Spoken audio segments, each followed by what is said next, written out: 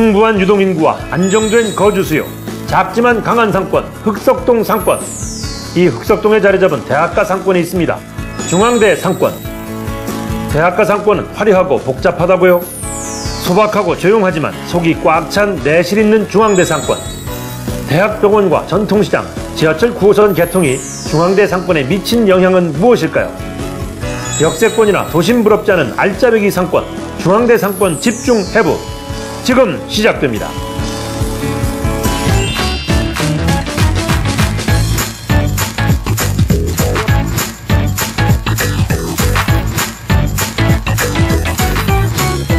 여러분 안녕하십니까. 창업필살기 상권 분석 진행을 맡은 이창섭입니다.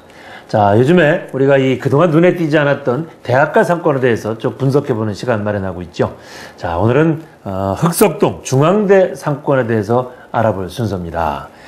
보통 이제 대학가 상권 하면은 화려하고 트렌디하다 이런 생각을 갖게 되는데, 이 중앙대 상권을 돌아보신다면은 다소 실망할 수도 있는 곳입니다. 그런데 실속도 그러냐? 그렇지 않다는 결론입니다. 자, 오늘 중앙대 상권 자세히 알아보겠습니다. 오늘도 도움 말씀 주실 분은요, 상권 분석 전문가 서정헌 교수십니다. 모시겠습니다. 어서 오십시오. 안녕하세요. 네, 반갑습니다. 네. 요즘에 그 흑석동 일대 아파트들이 막 들어서고 있잖아요. 그래서 이게 대학가 상권이라기보다는 어떤 주택가 상권 특징이 강하지 않을까 이런 생각이 드는데 어떻습니까? 네. 예, 흑석동을 지형을 살펴보면, 네. 물론 지금 흑석동 뉴타운 재개발 네. 그 구역에 들어가 있기 때문에 그런 느낌도 많이 받으셨을 텐데, 네. 원래부터 흑석동이 그 중앙대학교를 가운데 포함하고 둘러싸고 있는 형태를 갖고 있거든요. 그래서 예. 대학가 상권이라고 명칭을 하는 것보다는 흑석동 상권 안에 대학가가 들어가 있다 이렇게 볼 수 있기 때문에, 네. 아무래도 아파트도 있지만 주변에 거주하시는 분들 단독주택, 예. 이 수요자들이 상권을 지배하고 있다고 보시면 더 좋겠습니다. 그러면은 이 중앙대 상권이 그동안 어떻게 발전해 왔는지 한번 과정을 좀 한번 설명해 주세요. 예, 서울에 한 1960년대부터 70년대까지 네. 대표적인 속칭 달동네, 그러니까 네. 언덕이 높은 곳에 서민층들이 거주했던 곳 중에 대표적인 곳이 봉천동이 있었고요, 관악구에. 예. 그 다음에 이 흑석동이 거의 못지않은 곳이었기 때문에 네. 여기가 대표적인 서민주택 밀집 지역 이런 느낌을 갖고 있었습니다. 그래서 이분들이 한강로변으로 내려와서 이제 여러 가지 곳들로 흩어지게 되는 그 경로에 위치한 곳에 이제 상업지역들이 많이 형성이 돼 있었는데, 여기에 이제 중앙대학교가 들어서면서부터 예. 학교 근처에, 그리고 중앙대 병원이 들어서고, 중앙대 병원이 들어선 게 2000년대 들어서거든요. 그래서 이때부터 상업지역이 훨씬 활발하게 만들어지기 시작했고요. 네. 이게 이제 1차 변화라고 한다면, 2차 변화는 아무래도 큰 길가에 생겨난 이제 지하철 9호선, 이것으로 인해서 2차 변화가 일어났고, 최근에는 말씀 주신 대로 근처에 흑석 뉴타운이 지정이 되면서 이제 3차 변화를 준비하고 있는 이런 이제 형태를 보이고 있다고 볼 수 있습니다. 아니, 저 개인적으로도 대학교 다닐 때 중앙대 다니는 친구 만나러 가본 적은 있지만, 그 이후에는 사실 아까 지금 중앙대학교 병원 들어서고 좀 변화가고 있다고 그랬는데, 중앙대 병원 들어서고 나서 병문안 갈 때 가본 적이 있습니다. 아, 마침 그렇군요. 그리고 또 지하철 9호선이 이제 큰 길가에 개통되고, 그러면 중앙대 병원과 지하철 9호선이 이 중앙대 상권에 미친 영향 어떻게 좀 볼 수 있을까요, 그럼? 아무래도 이 지하철 9호선이 통과하는 라인이 서울의 강남 지역부터 여의도를 거쳐서 김포공항까지 가는 라인으로 형성이 되어 있거든요. 그래서 그동안 지하철의 틈새 지역이라고 할 수 있던 것에 접근성이 굉장히 좋아졌죠. 그래서 중앙대, 노량진, 흑석동 이 근처가 서울 강남 지역과 강서 지역을 연결하는 중간다리 역할을 하게 되는 그런 교통의 그 형태를 갖추었기 때문에, 아무래도 중앙대학을 왔다 갔다 하는 학생들도 좀 더 유입이 쉽게 됐고요. 그 다음에 나머지 분들도 이 중앙대 상권으로 유입될 수 있는 효과가 높아졌기 때문에, 특히나 9호선이 2호선에서는 당산역하고도 연결이 되기 때문에 여러 가지 교통 요인에 의해서 늘어날 수 있는 수요 요인이 생겨났다고 볼 수 있겠습니다. 네. 지금 우리 교수님께서 얘기해 주신 것처럼 이 중앙대 상권이 중앙대 병원의 개원, 그리고 또 지하철 9호선의 개통으로 큰 전환기를 맞은 것은 분명해 보입니다. 그러면은 이 중앙대 상권이 얼마나 내실이 있는지 한번 좀 자세히 분석해 보는 시간 갖도록 하겠습니다. 지금부터 본격적으로 알아봅니다.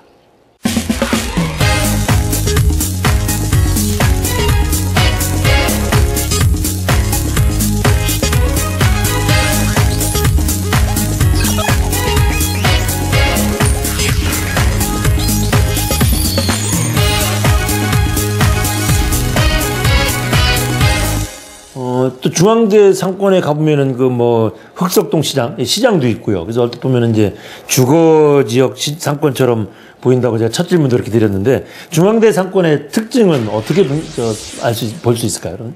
뭐니 해도 그 주변의 지형지세가 높은데 대학교 위치는 좀 낮은 곳에 있는 흔히 이런 형태를 우리가 저수지형 상권이라고 합니다. 그래서 고객들이 안으로 모여들 수밖에 없는 형태를 갖고 있고요. 그래서 이곳은 내부 수요자가 거의 다 수요를 100% 충족하는, 그러니까 외부에서 수요자들이 유입되는 상권들이 있거든요. 그러니까 이런 것들은 뭘로 우리가 평가할 수 있냐면 지하철 승하차 인구 통계를 가끔 보시면은 승차 인구가 많으냐 하차 인구가 많으냐 요것만 보셔도 여기가 외부 유입자들이 많으냐 아니면 내부 수요자들로 이루어지느냐 요것도 확인을 하실 수 있거든요. 아니 그 상권만 예를 들어서 내가 창업을 해야 되겠다, 상권 분석 좀 해봐야지라고 할 때 그 지하철 승하차 인원을 어디 가서 볼 수 있는 거예요? 1호선부터 4호선까지는 서울 지하철 공사, 그 다음에 4호선부터 8호선까지는 도시철도공사, 이런 식으로 통계들이 계속 오픈이 됩니다. 홈페이지 들어가면 다 알 수 있는 겁니까? 매월 통계가 나오기 때문에 심지어는 요일별로, 날짜별로까지 통계들이 다 나옵니다. 그래서 이런 것만 보셔도 반드시 봐야 될 자료군요. 그건 통계. 그러면은 다른 대학가 상권하고 비교하면 또 중앙대 상권은 어떤 특징을 갖고 있나요? 대부분의 대학가 상권은 지역에 있는 젊은 층들이 모여들 수 있는 결절 지역, 그러니까 중심지 역할을 할 수 있는 역할을 갖고 있는 애들이 많은데 그렇지 않은 상권 그 대학가들이 있습니다. 여기도 마찬가지로 대학교와 주택가 이 두 가지 요소로 거의 이루어져 있기 때문에 최근에 이제 9호선이 개통이 돼 있긴 합니다만 2호선이나 4호선만큼 그 유입 고객이 많지는 않은 노선이기 때문에 영향을 미치긴 했습니다만 거의 대학가와 주택가 두 가지 성격, 우리가 상권 성격을 크게 나누면은 대학가, 주택가, 그 다음에 사무실 밀집지라고 하는 오피스가, 그 다음에는 단순하게 지하철로 이루어진 역세권, 뭐 유흥가 이런 식으로 구분이 되는데 이 성격이 많이 뭉치면 뭉칠수록 좋은 상권이거든요. 복합적으로 있으면. 근데 여기는 이제 두 가지 성격밖에는 못 갖추고 있기 때문에 대형 상권으로서의 역할보다는 제한되지만 실속이 있고 알짜 형태, 이런 형태의 상권 특성을 가진다고 봐야 되겠죠. 그렇게 말씀 들어보니까 궁금한 게 점점 더 많아지는데 하여튼 차차 얘기를 해보도록 하고요. 일단 중앙대 상권을 들어가 보면 이제 9호선 역에서 걸어서 가다 보면 중앙대 쪽으로 조금 발달한 상권이 있고 또 이 왼쪽으로 가면은 흑석시장 쪽으로 발달한 상권이 있잖아요. 그러면 이 중앙대 정문 쪽 상권 먼저 좀 볼까요? 그러면 어떤 업종이 주류를 이루고 있나요? 이쪽들은? 아무래도 지하철에 내려서 혹은 버스 정류장에 내려서 학교로 가는 학생들의 동선이 위치해 있기 때문에 학생들이 많이 찾는 업종들은 사실 우리 어느 정도 파악을 할 수 있거든요. 뭐 패스트푸드점이라든지 음식점 중에는, 그 다음에 분식류, 그 다음에 주점 종류, 그 다음에 팬시류나 소품 이런 종류, 뭐 문구, 그 다음에 안경, 그 다음에 약간의 액세서리라든지 저가 의류 이런 것들이 이제 구색 형태로 있고 또 이동통신 판매 이런 것들이 주류를 이루는 게 대학가 상권 대로변의 특징이라고 볼 수 있습니다. 거의 이제 전형적인 대학가 상권의 모습이군요. 그쪽은. 그러면은 그 반대쪽 흑석시장 쪽 이쪽은 그 이제 배우 아파트 단지들이 점점 커지니까 아무래도 지역 상권적인 특징이 강한가요? 그죠? 아무래도 그렇고요. 그 다음에 전통 시장이 있는 쪽하고 또 중간에 있는 그 중앙대 병원이 있는 쪽하고는 약간 또 색깔이 틀리게 나타나는 게 전통시장이 있는 쪽은 우리가 전통시장에 가보시면 흔히 볼 수 있는 업종들, 저가의 여러 가지 판매 업종들, 뭐 의류라든지 침구류라든지 주방용품이라든지 또 간단한 그 음식 계통인데 이제 뭐 전류라든지 튀김 종류 뭐 이런 것들이 많은 게 한식당의 그 전통시장의 특징이잖아요. 이런 업종들이 발달돼 있는 부분이 있고요. 그 다음에 병원 근처에는 요것보다는 약간 수요층이 좀 분산이 돼 있어서 뭐 꽃을 판매한다든지 아니면 슈퍼 뭐 이런 식으로 수요층에 따라서 그 지역에 따라서 약간 특징이 달라지긴 합니다만 전반적으로 이걸 포함해서 주택가 상권의 특징이라고 보시면 크게 무리는 없을 것 같습니다. 뭐 업종 구성이나 이런 면에서 좀 특이점이 또 있는 것도 있나요? 그럼? 사실 그 주택가 상권에는 보통 많이 보면 한 30개, 좁게 보면 한 25개 정도 우리가 꼽을 수 있는 업종들 그 폭을 많이 안 벗어나시는 게 좋습니다. 그러니까 업종을 어딘가 선택을 하실 때 이 지역에 가봤는데 어딘가 볼 수 있을 만한데 여기는 없네. 이거 하면 어떨까라고 생각하실 수 있는 데는 대부분 역세권이 2개, 3개 이상 그 더블 역세권이든지 아니면 버스 노선도 적어도 7개, 8개 이상 나타나는 이런 것들은 없는 업종을 틈새로 들어가시는 것도 괜찮습니다만 유동인구를 따졌을 때 시간당 유동인구 한 300명 이하 정도 되고 버스 노선도 5개 이하, 지하철도 하나로 전체로 이용하는 고객이 한 하루 이용 고객이 3만 명 이하 이런 데들은 보통 제한된 업종에서 오히려 선택하거나 경쟁이 심하지 않은 이런 업종에서 선택하시는 게 안정적이라고 볼 수 있습니다. 한번 쭉 둘러보고 이런 장사하는 사람들이 없네라고서 덜컥 물었다가는 그게 독이 될 수도 있는 거군요. 예, 그런 게 주택가 상권의 특징입니다. 그 업종이 없는 이유가 다른 데 있는 거군요, 그러니까. 그렇습니다. 예. 참, 이 생각해야 될 것이 한두 가지가 아닙니다. 이 창업시장에 뛰어들려고, 그죠? 참, 그, 중앙대 상권 인근에 우리가 또 그것도 좀 알아봐야 되잖아요. 배우 세력. 이 규모, 숫자, 어느 정도 되는 겁니다. 여러 가지 통계를 가지고 우리가 전체적인 유입 인구를 짐작을 할 수 있는데, 네. 아까 중요한 통계 중에 하나라고 말씀드렸던 지하철 승하차 인구, 요게 한 2만 명 정도 되고요, 9호선이. 근데 요 숫자는, 지하철 9호선 역사가 24개 있는데, 요 중에 한 10위 정도 됩니다. 그러니까 뭐 아주 많지도 그렇다고 아주 적지도 않은 형태를 가지고 있고요. 네. 그 다음에 이제 흑석동에 거주하시는 분들이 통계를 뽑아보면 한 3만 3천 명 정도 됩니다. 그래서 요 분들이 이제 주요 고객이라 볼 수 있기 때문에 전체적으로 한 5만 명에서 6만 명 정도가 상권에 유입될 수 있는 고객층 그 후보라고 볼 수 있겠죠. 그 중앙대 상권을 그 흑석동 일대를 한번 가보신 분들은 대개 아시겠지만 뭐 지하철역도 꽤 좀 떨어져 있어요. 큰 길가에, 그렇죠? 그리고 그 안에는 그들만의 이렇게 동네가 형성된 것처럼 느껴지는데 아무래도 이런 상권들이 알짜배기 상권 아닌가요? 중앙대 상권 어떻습니까? 그렇습니다. 그 제한된 지역에 제한된 소비층을 배경으로 하기 때문에 실제 사업하실 분들은 지금 우리가 쭉 말씀드린 통계 분석만 잘 하시면 거기가 알짜배기인 것들이 많은데 특히나 중앙대 같은 경우는 그 이면 배후지가 약간의 그 동산 같은 그 산으로 막혀 있거든요. 그러니까 이게 고립지가 될 수밖에 없습니다. 그러니까 이게 그 다른 지형 지물이 아니라 산이 있다든지 하천이 있다든지 이러면은 어차피 외부로부터 수요자들이 유입되기가 산을 넘어서 오질 않거든요. 그래서 힘들기 때문에 그 안에 수요자가 몇 명이냐, 이 통계가 굉장히 중요합니다. 그래서 제가 지금 말씀드렸던 여러 가지 통계 자료들이 과연 의미 있는 통계냐, 그러니까 1000명이 많은 거냐, 적은 거냐, 700명이 많은 거냐, 적은 거냐, 요것을 다른 대학가 상권들하고 비교 분석을 잘 해보시는 과정이 굉장히 중요하고요.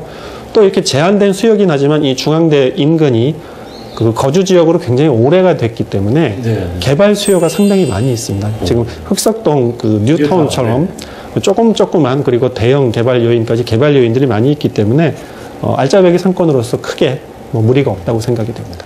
정말로 앞에는 한강, 뒤는 그 국립묘지 뒷산으로 이렇게 연결이 되어 있는 산으로 막혀져 있고, 그럼 이렇게 이제 폐쇄적인 상권이다 그러면 어떻게 보면은 진입 장벽이 좀 권리금도 높고 힘들지 않을까라는 생각도 드는데, 좀 구체적인 얘기로 시세는 어느 정도입니까, 요즘에?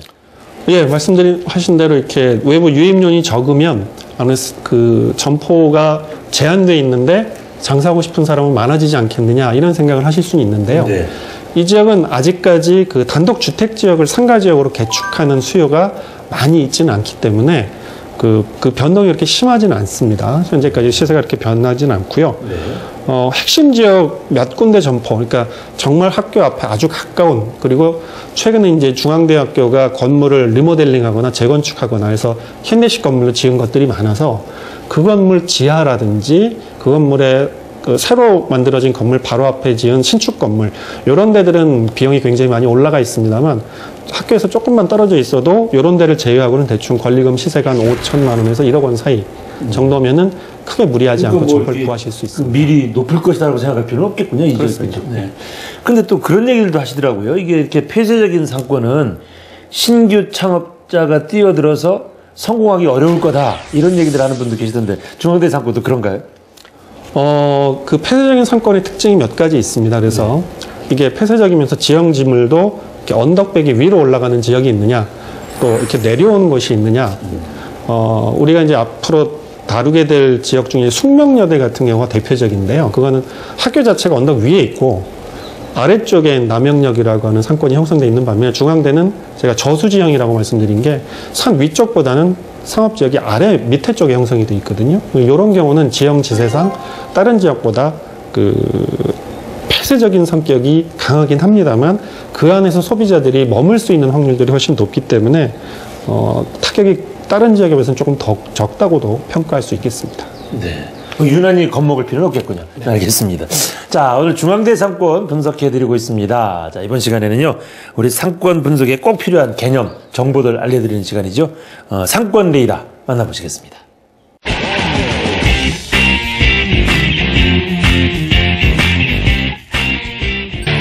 상권 레이더 시간입니다. 오늘은 권리금을 대해서 두 번째로 알아보는 시간인데요.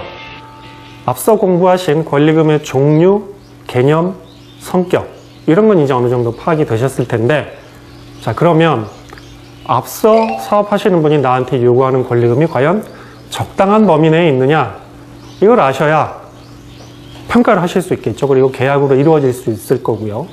자, 이거는 사실 권리금이란 용어는 법적으로 보장받을 수 없는 부분이기 때문에 개인 간의 거래 관계에서만 성립되는 부분이고, 또 하나 중요한 부분은 실제 매장을 임대해주는 임대 건물주하고는 상관이 없이 이루어지는 부분이라 두 분 간에 어떻게 평가하느냐만 하나의 잣대밖에 될 수가 없거든요.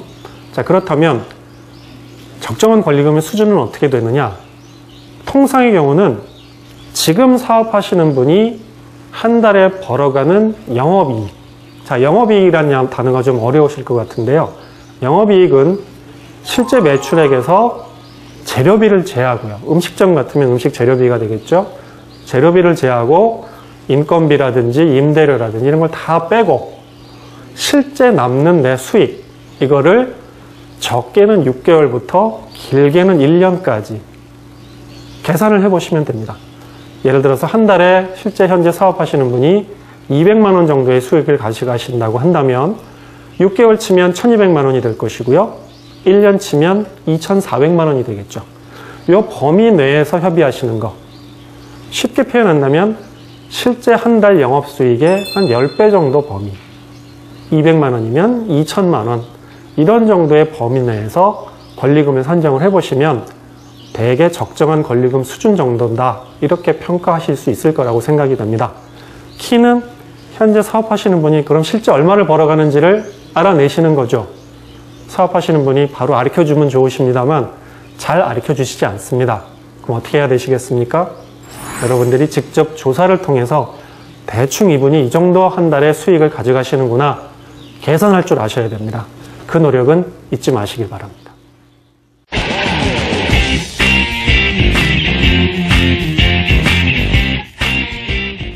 네, 지난 시간에 이어서 권리금에 대해서 또 한번 알아봤는데요. 역시 권리금은 어떻게 평가되는 건지, 어떻게 산정이 되는 건지 잘 알아두시는 것이 창업 준비하는데 큰 도움이 되실 것이다, 이런 생각을 해봅니다. 교수님, 이 중앙대 상권은 좀 좁고 폐쇄적이다는 얘기를 여러 차례 했는데, 그렇다면은 점포 구하기도 쉽지 않은가요? 어떻습니까? 예, 상가 지역도 많지 않고요. 네. 물론 이제 꼭 대학가 앞만 고집을 하지 않으시면 워낙 흑석동이라는 데가 이제 넓게 펼쳐져 있기 때문에 네.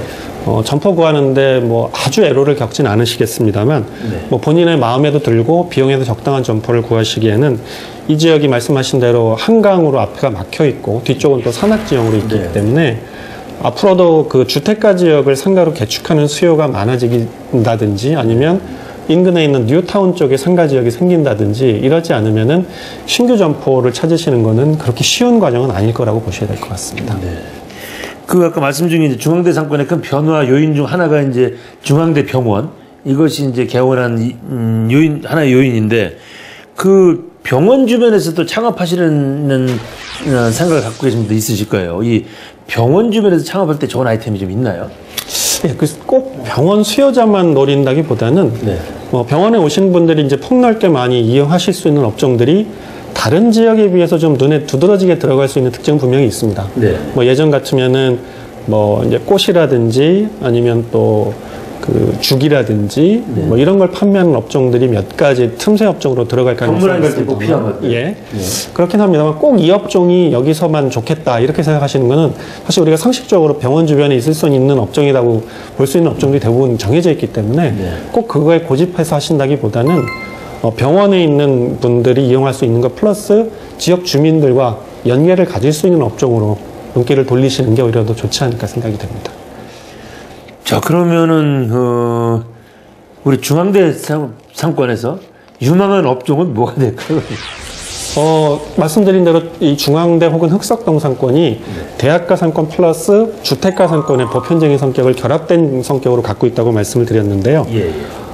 이런 지역에서는 우리가 기존에 알고 있는 업종들, 우리가 한번 떠올려 보시면 외식업 중에는 배달 업종이 강세를 띨 경향이 굉장히 강합니다. 그러니까 대학가 같으면은 우리가 흔히 말하는 분식이나 퓨전 음식이나 주점 뭐 이런 것들로 일반적으로 되어 있는데, 그렇지 않은 경우에 주택가, 특히 아파트 단지가 가까운 곳에는 네. 흔히 4가지 우리나라 배달 음식 전문 음식들이 있죠. 뭐 중화요리라든지 치킨이라든지 피자라든지 뭐 이런 주된 업종들이 있고, 또 제과 제빵 관련 업종, 그다음에 간단한 스낵 종류 이런 쪽의 음식점, 그다음에 판매 업종 중에는 슈퍼마켓이라든지 학생들을 대상으로 한 문구 펜시점, 또 약국, 또 슈퍼마켓 안에 들어가 있지 않으면은 또 보통 많이 나와 있는 것들이 쌀, 정육점 뭐 이런 것들을 포함한 업종들이 주류를 이루고요.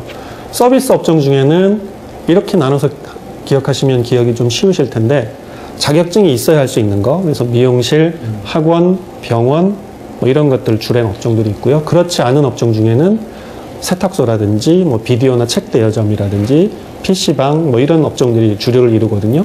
제가 굳이 이렇게 업종까지 말씀드린 이유는 이런 구체적인 업종 내에서 선택하시는 게 아파트 단지에 가까운 쪽의 상권에서는 유리합니다.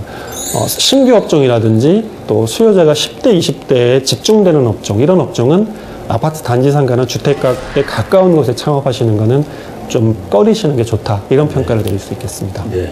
지금 이제 중앙대 상권은 옆에 이제 주택가들이 등장하면서 아파트들이 많이 들어서면서 이제 주택가 상권의 성격도 갖고 있다고 그러셨는데, 그렇다고 보면은 우리가 대학가 상권 분석할 때 늘 불안해하는 것, 방학 동안 놀아 이거, 여기는 조금 그 영향이 덜 하겠네요. 아무래도 그렇습니다. 일반적인 대학가 상권, 그러니까 대학교만 배경으로 하고 있는 상권들이 보통 있는데, 이런 경우에는 타격이 많게는 한 30-40%까지 떨어지거든요.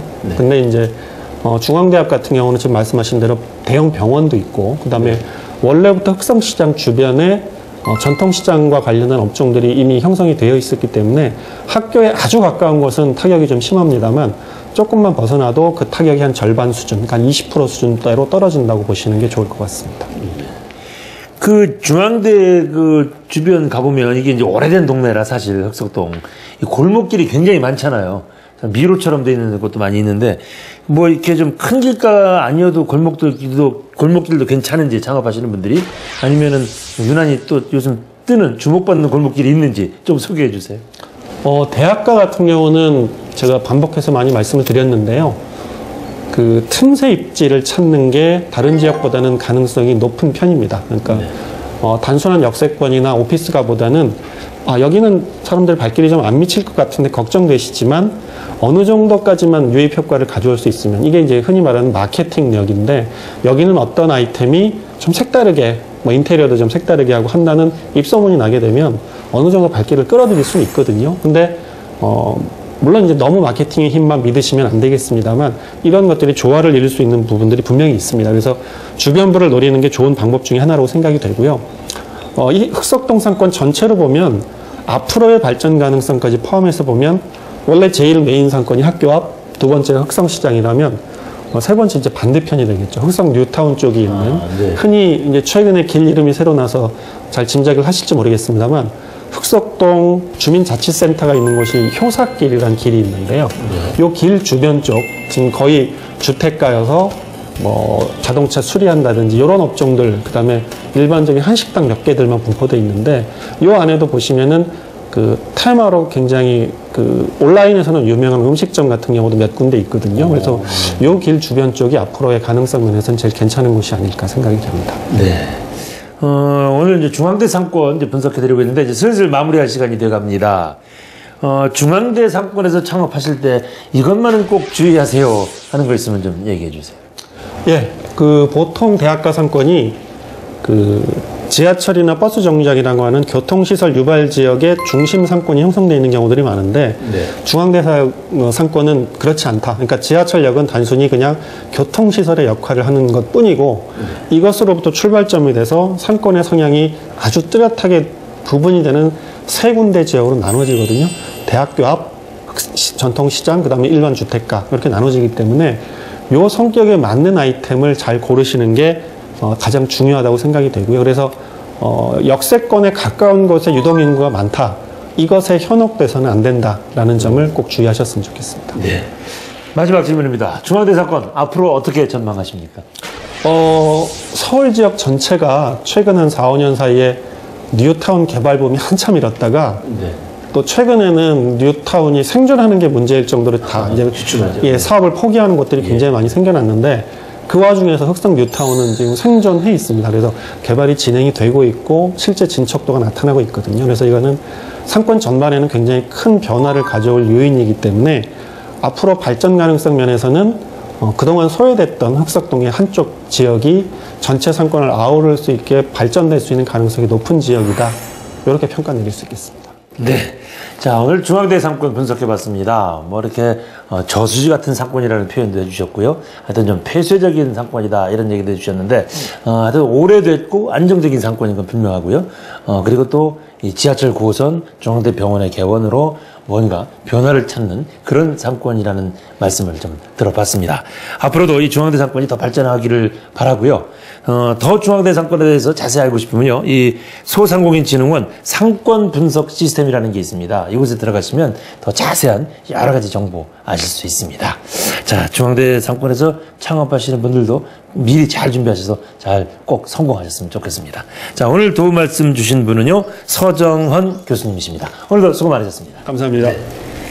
자, 오늘 준비한 내용은 여기까지고요. 저는 또 다음 시간에 다시 또 찾아오겠습니다. 여러분 고맙습니다. 안녕히 계십시오.